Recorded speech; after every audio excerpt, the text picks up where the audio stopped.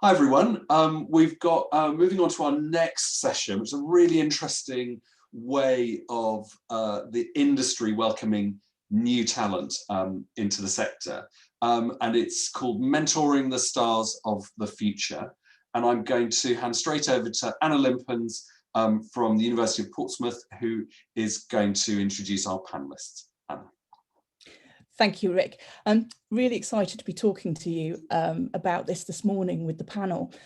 We have had some experiences at the University of Portsmouth with industry mentors mentoring our students in the past as they're going through the course, and the impact on the students is amazing. And there's a ripple effect that happens because it affects their cohort, the rest of the students in the cohort, and it affects the staff as well. And we all learn so much from that. And so I was particularly pleased to be asked to look at this focus today. And mentorship programs are such a useful tool for supporting career development and employability. But it's not just for emerging graduates, but those who want to enter the industry having worked elsewhere, and those who are already in the industry and looking to develop their careers. And we're very conscious this year particularly that there is lots of anxiety about the perception of employability prospects that's been exacerbated by the pandemic. And as an educator, one of the challenges that we're facing this year is the importance of sort of reframing that narrative as we come out of the pandemic, building confidence in students and our alumni as well, who are still very much in touch with us as sort of early industry starters, that there are still futures and that the routes to jobs may be different, but they are still there and the jobs are still there, maybe even more so. And so having mentorship programs like the ones that we're going to talk today are even more important in this current and post-pandemic context. So the subject of the panel today is really for everybody who's watching, and we've got an amazing panel here. So I'm going to go round the Zoom room and ask you all to just introduce yourselves very quickly. So I'll start with Melissa.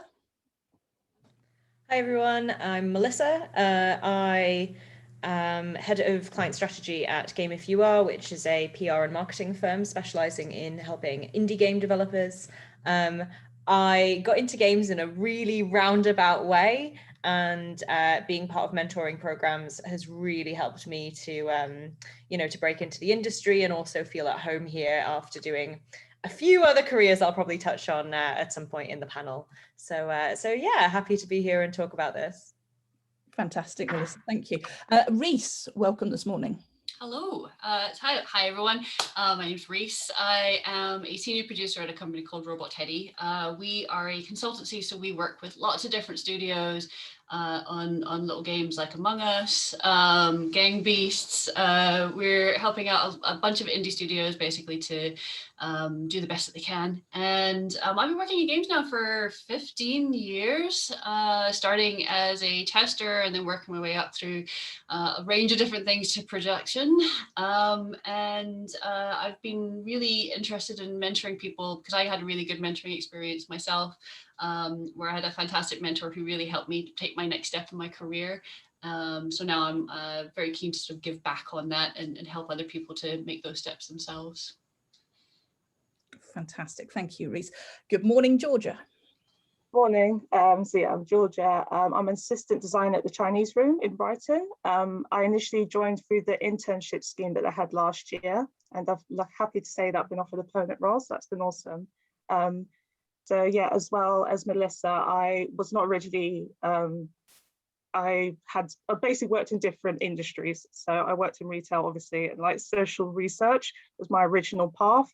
Obviously the pandemic kind of knocked me sideways and I didn't really have that anymore. So I've decided just to change paths and go into game design, and the mentorship has been really, really key in, I think, in helping me get this role at the Chinese Room. So I'm happy to be here today and talk about that and how it's important to graduates and people that perhaps need some guidance of trying to find a new role in the industry. That's awesome, Georgia, and congrats on the job. That's bad. So moving on, good morning, Lorna.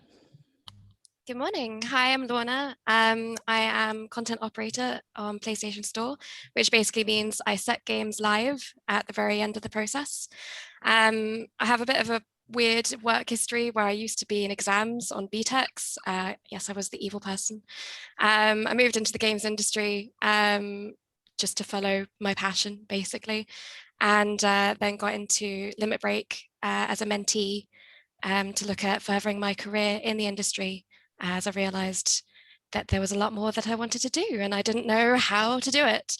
And Reese was my mentor for that as well, who is wonderful. Thank you, Lorna. And finally, and last but not least, good morning, David.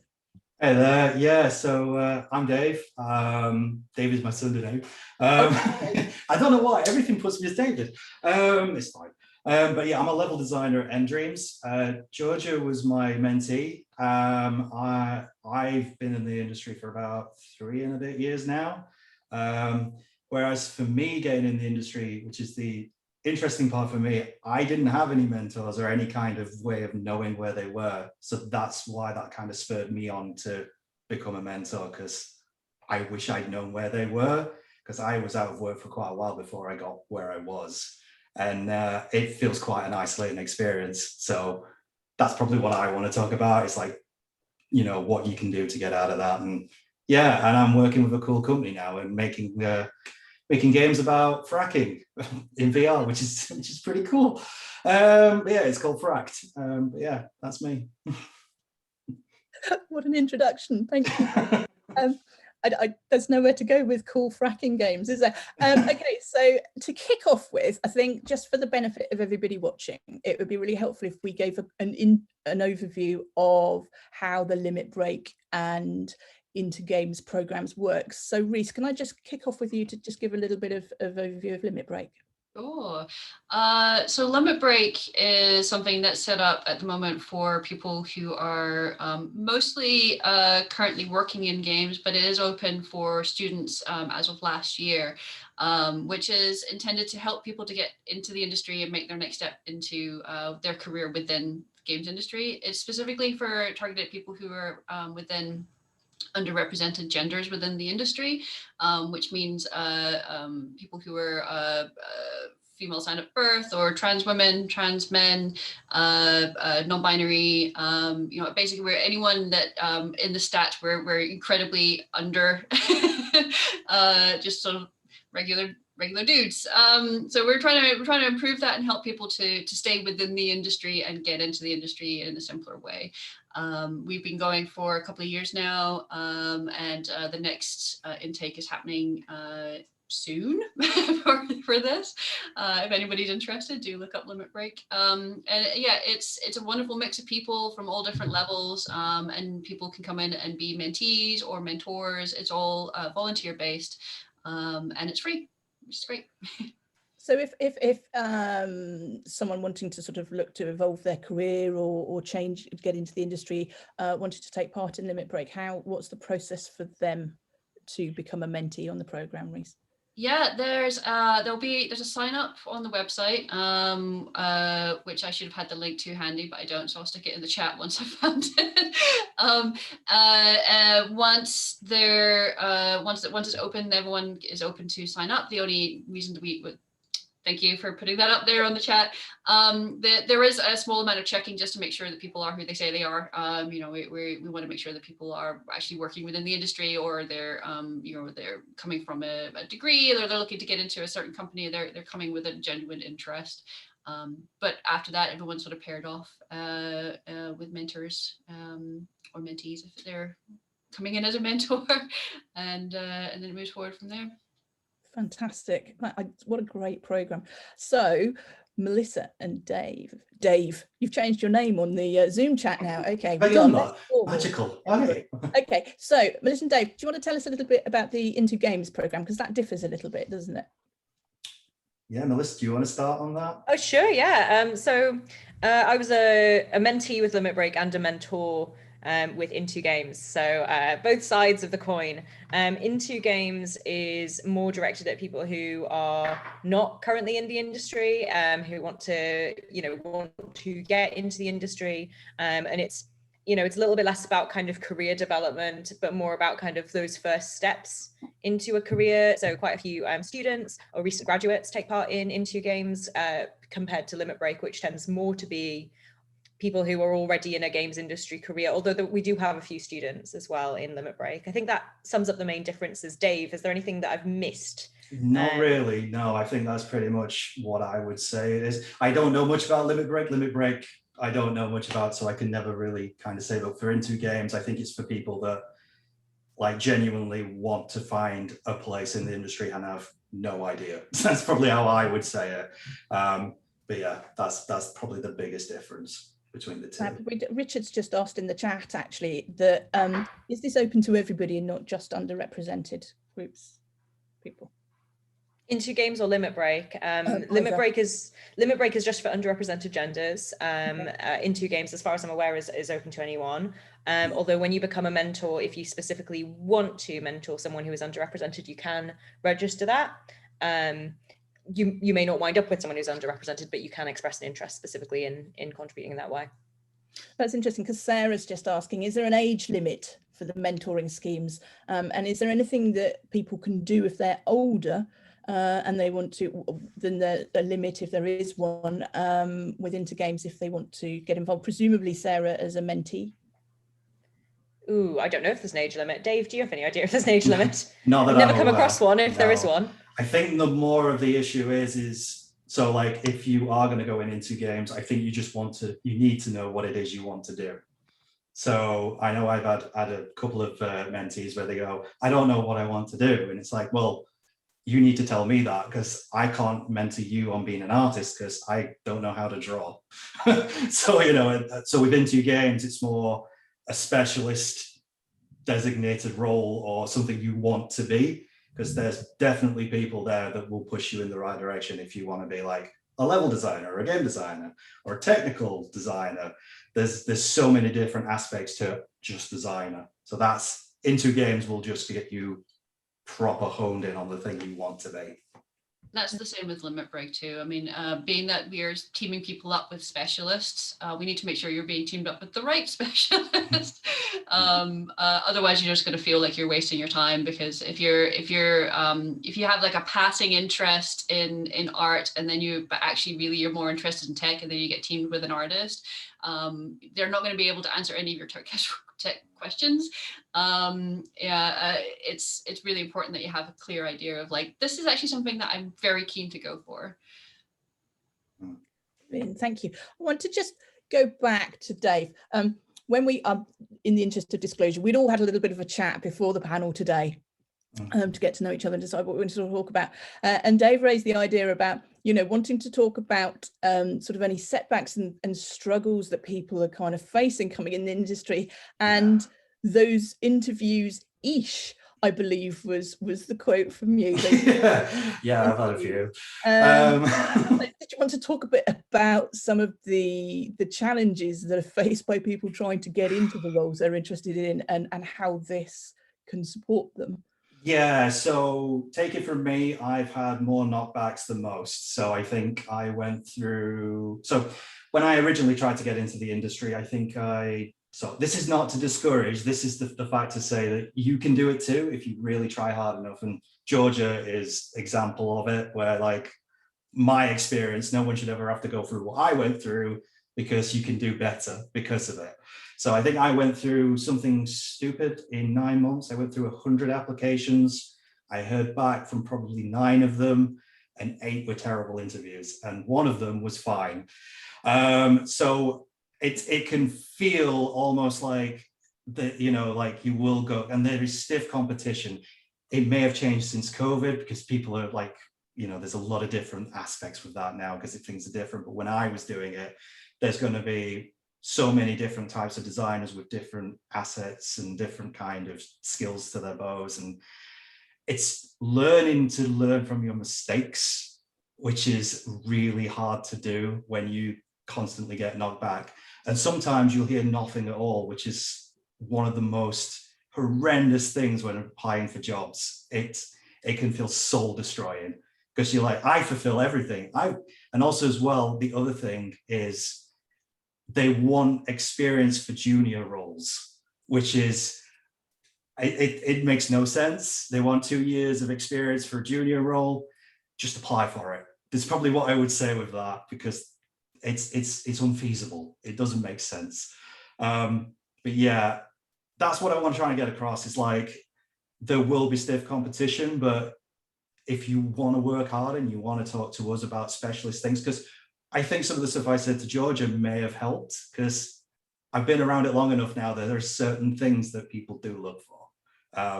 You might not know it, but like just asking silly questions in interviews, like what was the best and the worst game you ever worked on? And suddenly you've opened the door to, like, you want to know what was good about game dev process and how they did it and why you want to know that. So it's just, that's the kind of stuff that we want to try and impart on the mentees, you know? That's a horrific question. It is. I mean, the job I'm at now, he worked on Alien Isolation, and I actually asked him that. And the other thing I asked him was, why is it aliens instead of, well, why is there multiple aliens at the end instead of one alien? And suddenly that opened up another discussion. So it's like, if you're showing interest in what they do, it shows that you obviously want to be there. So it's just small things, you know? I love that. So going on then from there, David and Georgia, Dave and Georgia, how did that mentoring mentee relationship work with you guys? What sort of things did you do? How did you structure it? Go on, Georgia. So yeah, I joined and I got assigned with Dave because I said I was interested in finding work as a level designer or game designer, so I was matched up with Dave. And yeah, we were just talking about like what I was interested in, like what my prior experiences were already, and how I could build upon that with like new skills. I think one of the biggest things that I was trying to like build upon was like what engines and skills that I need to know. And Dave recommended that I started to, you know, just experiment more with Unreal, which I think was really important for me, because my new student now, I'm looking for people who want to do Unreal or have knowledge of Unreal. So I think it was really a key part of the interview when I said that I was looking into Unreal. So I thank Dave for that. Instead of me wasting time looking at other engines, but even though it is important to learn as many skills as you can. And I think another part of the mentorship that's really, because Dave says that, you know, he was a really good mentor. Like, you know, I was really nervous for my interview for the internship, because obviously I've never done game design or any game roles or anything. So I had no idea what I was going to be expected for the interview. And Dave just really just gave like a clear idea of like what questions I could be expected to get asked, what I could talk about. And it really put my mind at ease. And I feel like I think the interview went really well. Like I just knew what to talk about. And I think it was thanks to Dave and his advice. And I think he was also a very good motivator as well, because obviously I don't have people around me, like family, friends that are in this. So I feel like I'm going mad most of the time during my job search, because I really understand what I'm going through. So it's really good to have someone like Dave just to speak to, or just be around to ask anything that none of my friends or family would probably know. So yeah, so it was really good mentorship. So. Fantastic. Oh, you. Oh, lovely. You shouldn't. Okay, so moving that question over to Reese and Lorna here, because Lorna, you were already working in the industry and taking a sideways step, weren't you? So can you and Reese talk about how your mentoring sort of relationship and things work, because it's quite structured with Limit Break as well, isn't it? It is. So the way it's sort of planned out is that it's a 6-month mentorship program, intending that everyone should meet at least once a month to discuss for about an hour is kind of the guideline. Whatever the requirements of the mentee wishes to work towards. Sorry, garbling myself. But yeah, no, there's also at the end of it, there's sort of a formal round of discussions that anyone can be involved in. But it is very much said that this is the very bare minimum that you're supposed to do.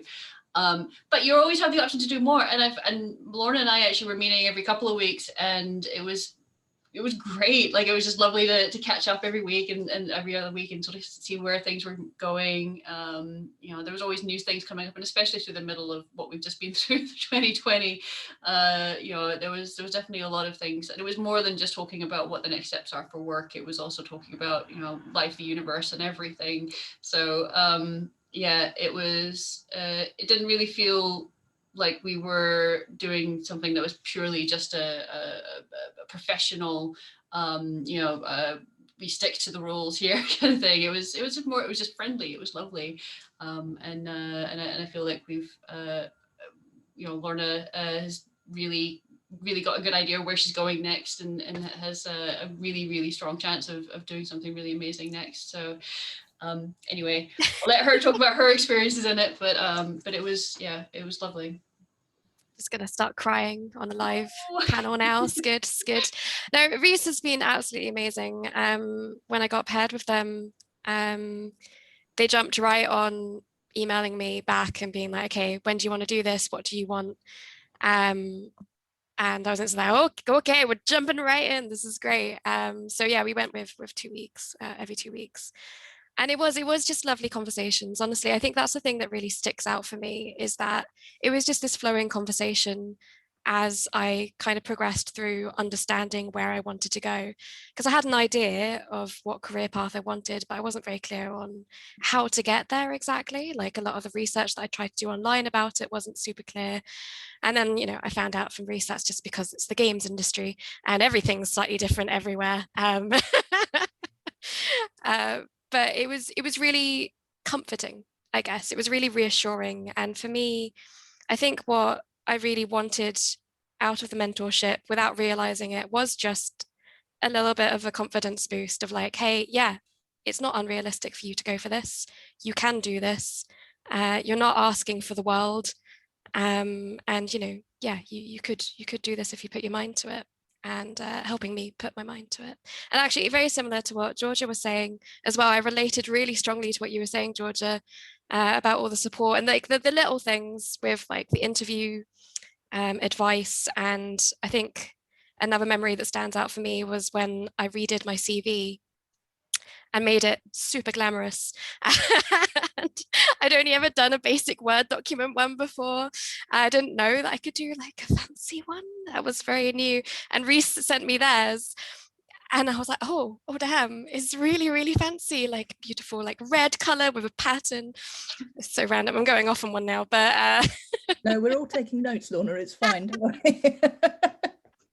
No, it's nice because I felt like I got to show my personality through it a little bit. And I know a lot of places are doing hiring techniques where they kind of want to take the personality out of it and do a checklist based on that. And there's a whole conversation about that being part of diversity and inclusivity. But it just felt nice to do that for myself at the very least, of like, yes, this is me putting my personality forward a little bit and going, I'm a good hire, not just because of my skills, but because of my personality. And I got all that confidence from Reese going, yeah, you got this. And that was just an incredible experience. It was so much better than experiences I've had in the past with some sort of flimsy mentorship that's set up by the companies that I've worked for, where you know, start off new and they're like, oh, we've given you a mentor who can talk to you about careers and stuff like that. And there was always just this big disconnect where I didn't know how to be the mentee and they didn't know how to be the mentor, and there wasn't any actual support for making it structured. Mm-hmm. So I found the structure of Limit Break really helpful actually for that, with like the set goal of 6 months as well. And then the roundtables at the end were also fantastic for meeting other people. And what I'm getting loud and clear here is that, or seeing from the discussion, is particularly with Lorna and Georgia, how proactive and involved you've been. And it's really clear that kind of mentoring mentee relationship is a really a two-way street. So I'm quite interested to hear from the mentors, you know, what, as mentors, what do you expect from the mentees who will be in your charge? I'm going to just kick over to Melissa here. You know, I guess I'm quite flexible in terms of, you know, being super understanding about if people need kind of like a bit extra time on something like that. But what I do expect is that someone come with a genuine desire to make progress on the things that they've kind of set as their goals. I don't expect people to kind of like get things perfect. If I say, okay, your CV needs, redrafting with these things in mind, you should change this, and they come back and it's not 100% right, that's completely fine. No one gets things perfect the first time they do it. The purpose of mentoring is that it's meant to be a process, and we're kind of growing and learning. As long as you're getting closer to what you want to do, then I think that's all progress. I think that the most important thing is that both parties come to the table with a genuine desire to do the work. Because if you think that it's just something that you can sign up for and it'll just automatically work for you, it's not, that's not what it's about. That's like getting a gym membership, never going to the gym, and then being like, why am I not really fit yet? Like, which no word applied, definitely a thing I have done. But it's you're signing up for a process that is going to be hard work, good hard work, wonderful work and helpful work, but it does still need that level of input. And if you can't give that time, you'd be better off leaving it until you have more time available to yourself, really. Yeah, that's fair.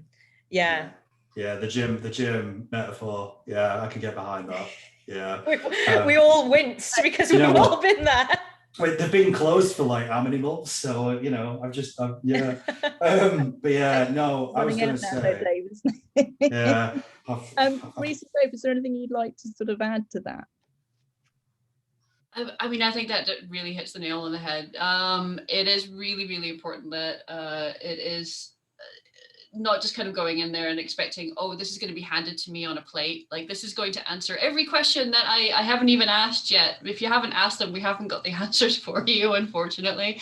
But at the same side, it's, it is up to the mentor to be sure that they have put in the preparation for ensuring they've got the information that's needed for answering any questions that are there, that they are open to being, putting people in contact with the right people if need be, to be able to kind of spend time researching things, looking over CVs, things like this.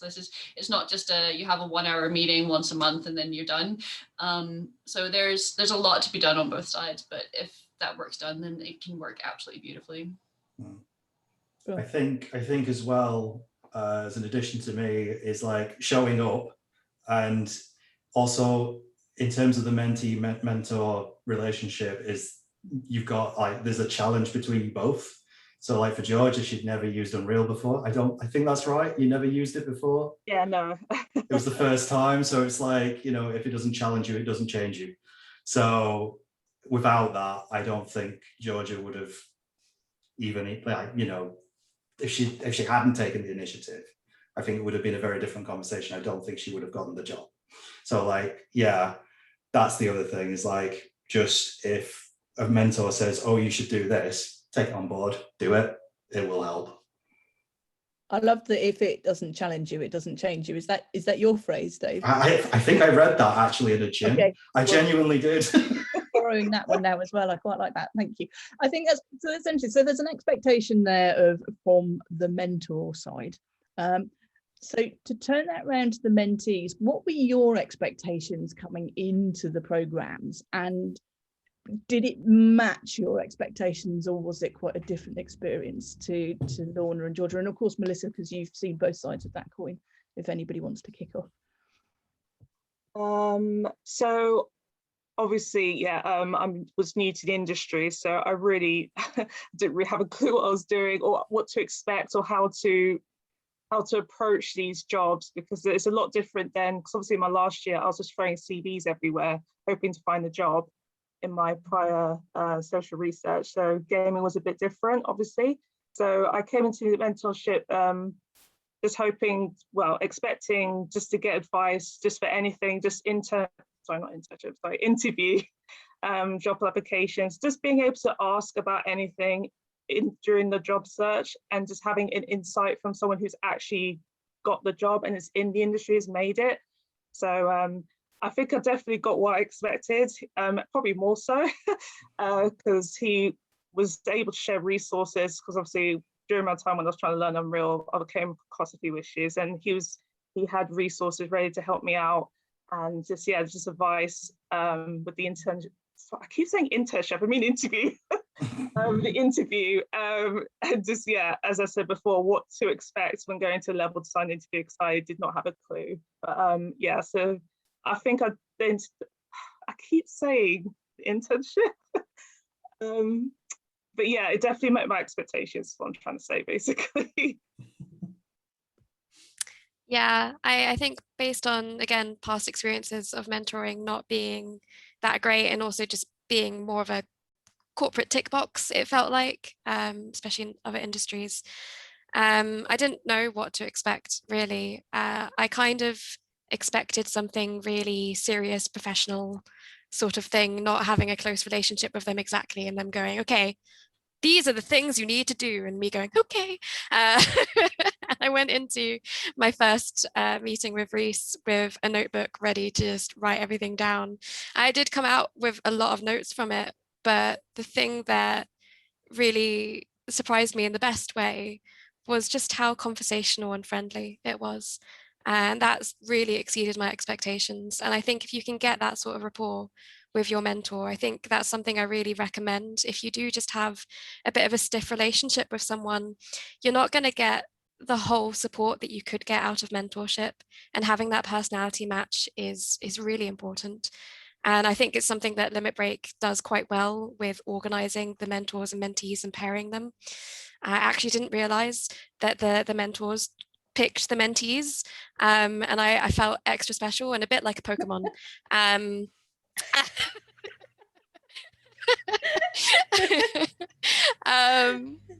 Yeah, that was fun. So yeah, it's just, yeah, it's just a good relationship. I think, you know, if you find that you do mentorship and you're not enjoying it, and you struggle to talk to them about things, then something there is clearly going wrong, and it's okay if that's not working out. And something else that Limit Break does is encourages people to come forward if they feel like their pairing isn't working, so that they can get repaired, or, you know, get assistance on trying to make that relationship work and working out what has gone wrong. So that's just something really important to keep in mind as well. And I think with that guidance, when I went into it, it helped me feel a lot safer as well, knowing that, you know, these guidelines were there and ready to support me through it if I did find that it wasn't very good. Melissa, did you want to chip in on this? Yeah, I think Limit Break's just fantastic. I've had a great experience. My mentor is Hayley, who's director of communications at Tonic Games. So she's had a very busy last year with Fall Guys, amongst other things. She's been phenomenal. I would consider her a friend as well as having been my mentor. You know, we definitely understand each other and click. One of the other things that was really phenomenal about it is we're in the same area of doing kind of marketing and comms, but she's got a very different perspective because I'm at an agency, she's in-house. You know, she was looking at that big picture, and that actually really helped me to view my work differently, and, you know, take on new projects and kind of push forward. She's been really supportive with some rebranding work that we've been doing of the company ourselves, as opposed to just kind of, you know, the individual projects we work on.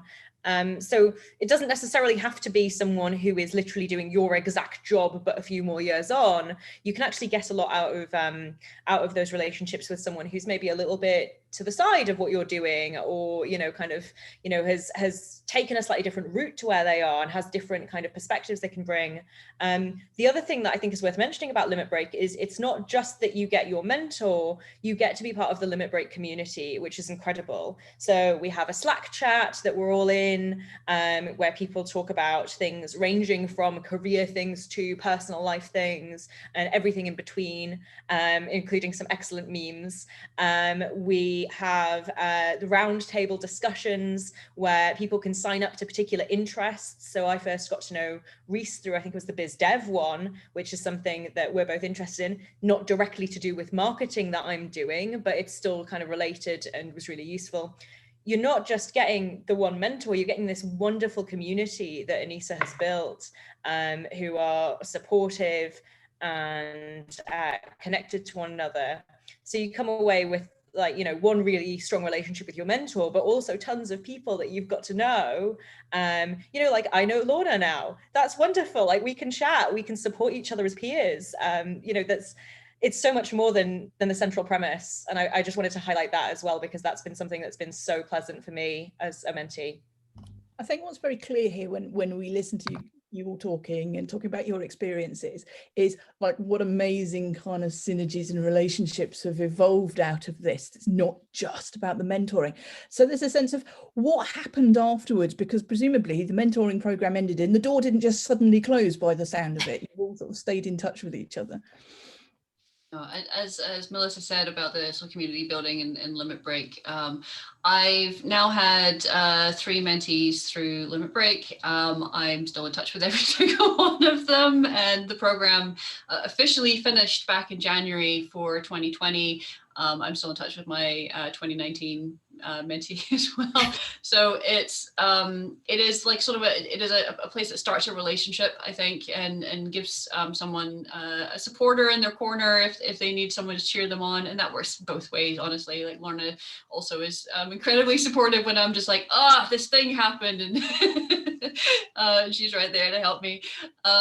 So it's I think it goes beyond just a prescribed you do this and then it's done type relationship in oh so many ways. And I've heard that from everybody who's been involved with Limit Break too. Like it's just been a really great thing for everyone. Definitely. Like I know so many more people in the industry now than I did before. They're all fantastic and so supportive, and it's, you know, other mentees and mentors, especially. I think I was a little bit nervous about putting myself out there on the Slack channel personally. I don't know if anyone else has had this the past year with online chats and getting overwhelmed with them because there's so many through the pandemic. I really struggled with that, and the Limit Break Slack was just a real sticking point for me. But then I did the roundtables, and the roundtables really brought me out of that. And, you know, I started adding people on like social media after those tables where we'd had a good chat during them. And I've met really incredible people. I think that's, the community, definitely. The community is wonderful. So it almost feels like a silly question in some respects, but there's obviously, you know, huge benefits for the mentees here, but there are clearly benefits for the mentors. So I guess for people who might be watching today, who are already in the industry, who are maybe thinking about, do I want to be a mentor? What's the driver for you behind being a mentor? What's in it for you? I think for me personally, as I mentioned before, I wouldn't want anyone to go through what I went through. I think that's the biggest thing for me. And also as well, it's like, there's so many silly little things I've learned that when you're in uni or you're just trying to get into the industry, you don't think they should be useful. So like one of the biggest things I learned very early on in design is nothing's precious. You can literally just throw away everything in an hour and start again. So like if your work is like, you can't be precious with anything what you're working on. So it's like just those types of things that like you don't know about in uni, because you know, like you're taught in a very different way to how it's actually done. So yeah, and I'm waffling now, but that was pretty much it.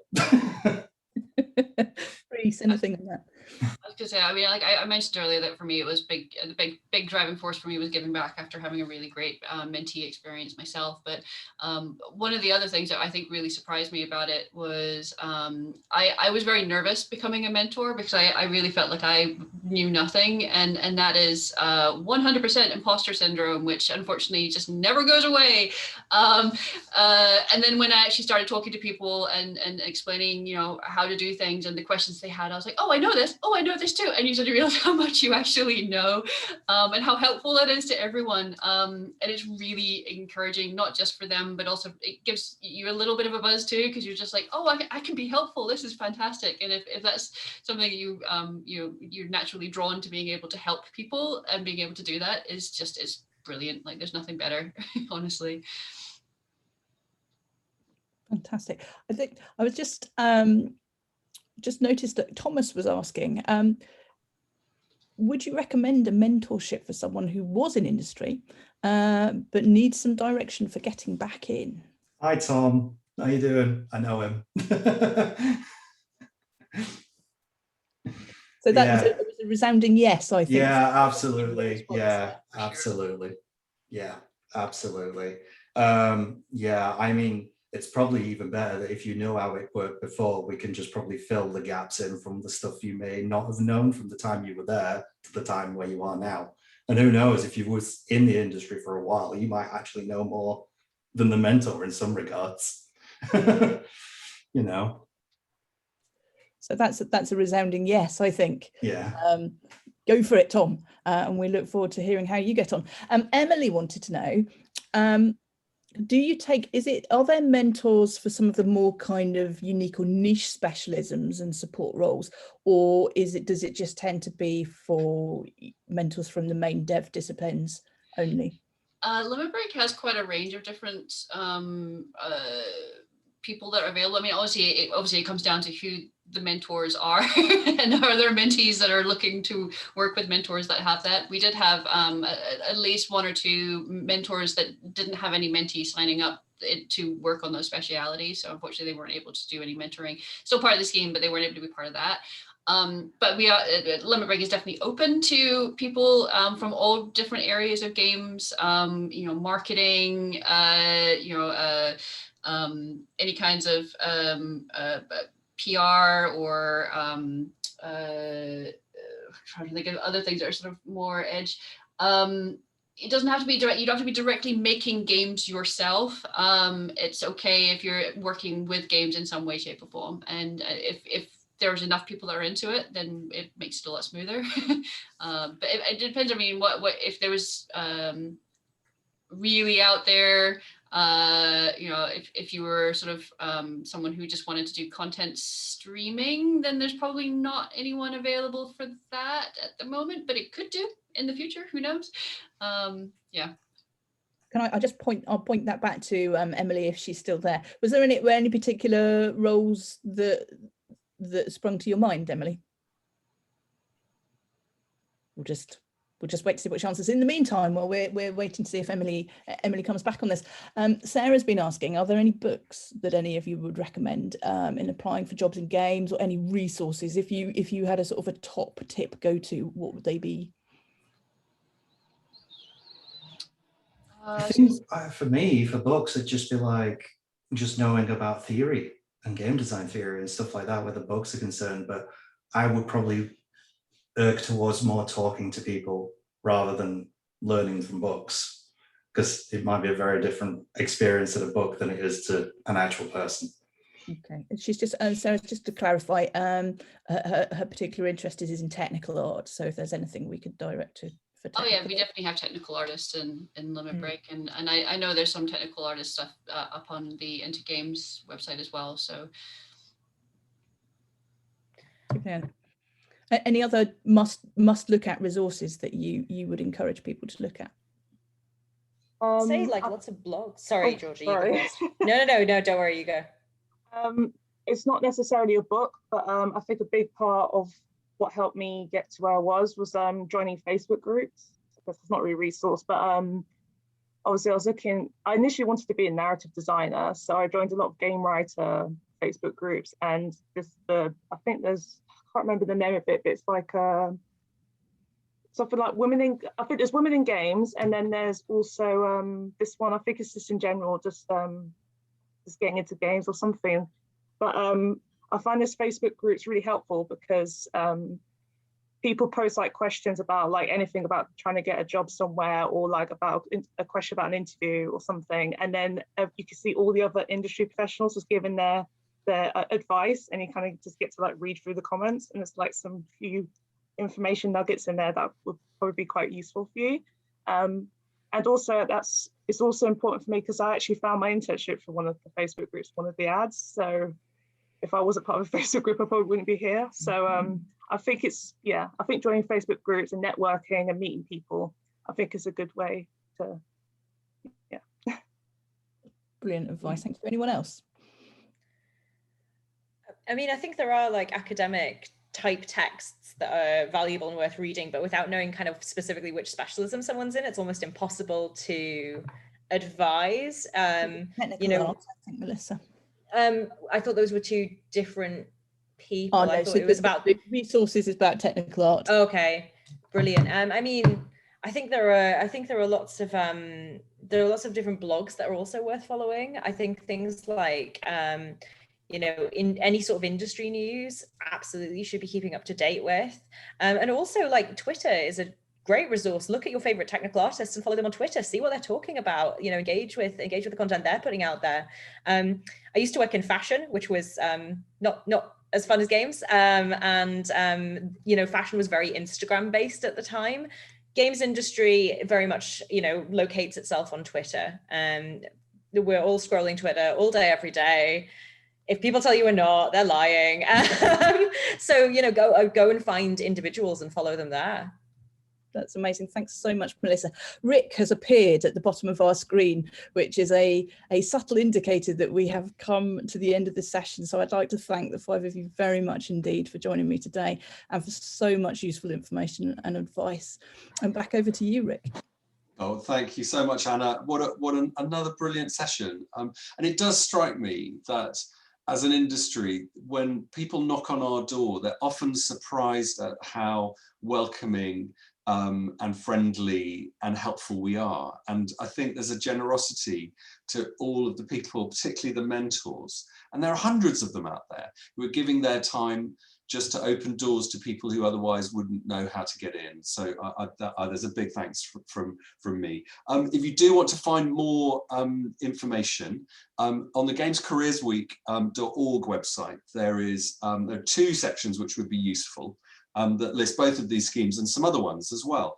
There's essential resources, but off the front page, there's a whole section which says get support. And that will show you a range of different formal schemes that are out there in the sector. Well, thanks everybody. We're going to break for lunch and look forward to seeing you back here at 1:15, where we have a session from some of the more diverse members of our sector talking about the pathways available to people from diverse different groups. See you then, enjoy your lunch.